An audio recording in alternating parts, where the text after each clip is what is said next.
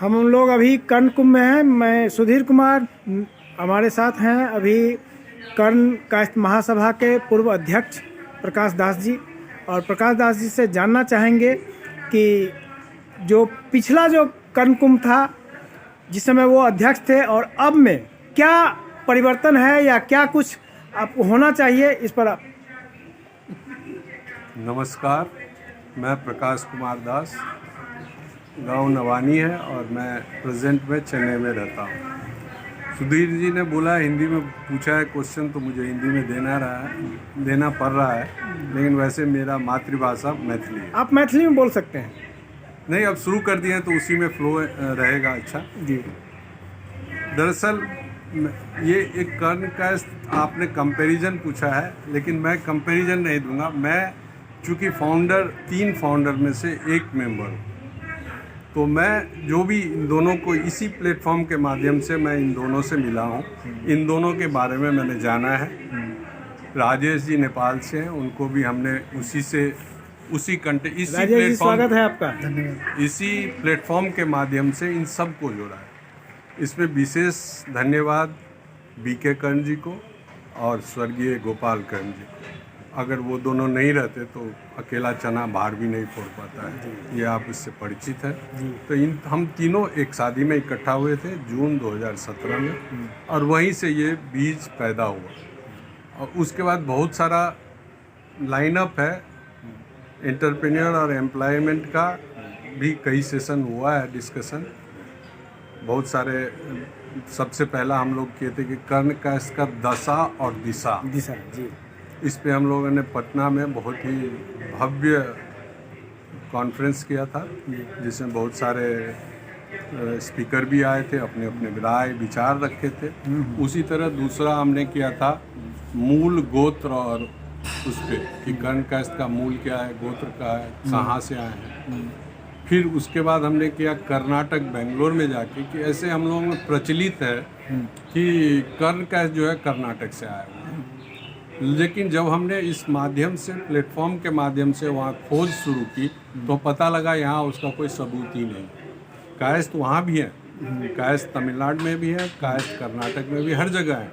लेकिन जो हम लोगों में एक उड़ीसा में भी है, उड़ीसा हर जगह है, लेकिन हम लोगों के दिमाग में जो एक लगा है, जो हमारे पूर्वज कहते आ रहे हैं कि हम लोग कर्नाटक से हैं। लेकिन कर्नाटक से हैं तो कर्नाटक से कुछ साक्ष्य तो मिलना चाहिए ना, वहाँ कुछ तो होगा कि है भाई ये कर्ण का जो है वो कर्नाटक से गया हुआ है। तो ऐसा कुछ सा हम लोगों ने बहुत सारे लाइब्रेरी छान मरवाया, गवर्नमेंट डिपार्टमेंट छान मरवाया कि ऐसा कुछ है, तो वहाँ कोई सबूत नहीं मिला। जिसपे वहाँ पे बहुत सारा मंथन हुआ, बहुत लोग आए हुए थे। और इसी तरह वहाँ से हम लोगों को प्लान बना कि एक कर्ण कुंभ करना चाहिए जिसमें हर किसी को बुलाना चाहिए। तो उसमें हमने पहला कर्ण कुंभ हम लोगों ने आयोजन किया दरभंगा में, जो बहुत ही थोड़ा सा हम लोगों का पहली बार का अनुभव था, लेकिन हम लोग अगर सक्सेस रेट देखें तो हम लोगों को बहुत अच्छा लगा।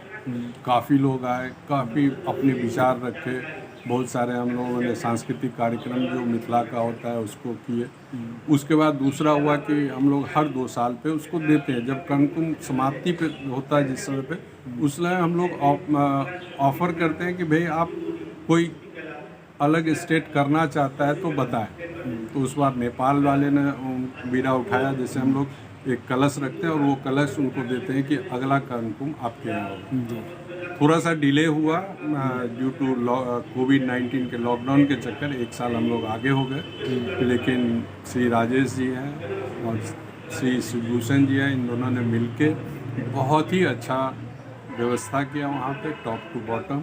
बहुत सारे लोग, बहुत सारे वाइस चांसलर, बहुत सारे लोग वहाँ उपस्थित हुए। बहुत ही अच्छा अनुभव रहा वहाँ। उसके बाद वहाँ पे अंत में दिल्ली के लिए लिया गया और दिल्ली में अभी चल रहा है। इसका जो भी विश्लेषण है जो है वो समाप्ति के बाद आपको मिलेगी, हम आपसे मिलेंगे। तो इस कर्ण कुंभ के लिए क्या कुछ कहना चाहेंगे? नहीं, बहुत ही अच्छा चल रहा है, लेकिन क्या है कि दिल्ली के जनता, कुछ सुझाव, दिल्ली के नागरिक जो हैं, जो कर्ण कायस्थ बंधु हैं, वो जागरूक नहीं है, तो इसलिए थोड़ी भीड़ की कमी हो जाती है। तो थोड़ा अवेयरनेस जरूरी है। अवेयरनेस इसको बहुत ज़रूरी है, प्रचार प्रसार सिर्फ सोशल मीडिया से नहीं होगा। कर्ण कास्ट है 1 to 1 करना पड़ेगा और 1 to 1 करना पड़ेगा। 1 to 1 करना पड़ेगा। और कर्ण कास्ट में हम एक और चीज़ कहना चाहते हैं कि हमारे जो कर्ण कास्ट थे पहले वो सब जमींदारी प्रथा में इन्वॉल्व थे। थैंक्स देना चाहिए स्वर्गीय के.बी. सहाय को, उनके कारण ही कर्ण कास्ट जो आज इस स्टेज पे पहुंचा है उनके बदौलत ही पहुंचा है। जब उन्होंने जमींदारी प्रथा खत्म की थी तो केवटी के एक MP या MLA थे दरभंगा, शिवनारायण दास जी, हाँ, तो वो हाँ सांसद थे। सांसद थे। तो वो हमारे स्वर्गीय बड़े बाबू जी शोभाकांत दास जी बताते थे उनके बारे में। तो उन्होंने बताया कि वो थैंक्स उनको दो कि वो गए उनके पास, शिवनारायण जी गए के कि आपने क्या कर दिया।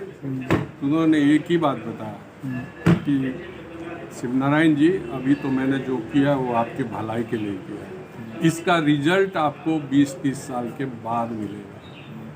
20-30 साल से मिलना शुरू हो गया। अब हम उस स्टेज पे आ रहे हैं कि जो उन्होंने कहा था उसका फल हमें मिल रहा है।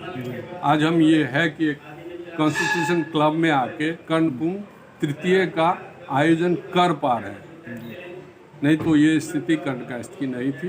उस समय तो वही होता था, क्या बोलते थे उसको, जो जमींदार के यहाँ वो जाते थे, दमान जी एक और वर्ड चले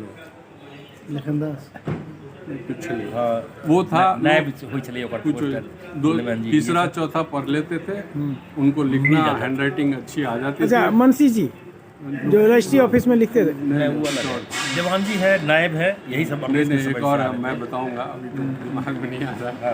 तो वो काम करते थे। जब उन्होंने जमींदारी प्रथा खत्म की तो सब अनाथ जैसे फील करने लगे कि भाई हमारे पास कुछ नहीं है, हम क्या करेंगे।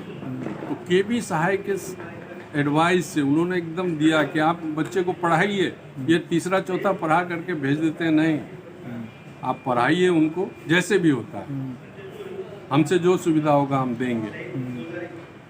उनकी बात को, उनका जो विजन था कायस्थों के लिए, ये बहुत ही मायने रखा और आज उसका जो फल है वो हम लोग 50% आ गया है, 50% बाकी है। बहुत बहुत धन्यवाद। बहुत अच्छी बातें आपने कहा। नमस्कार।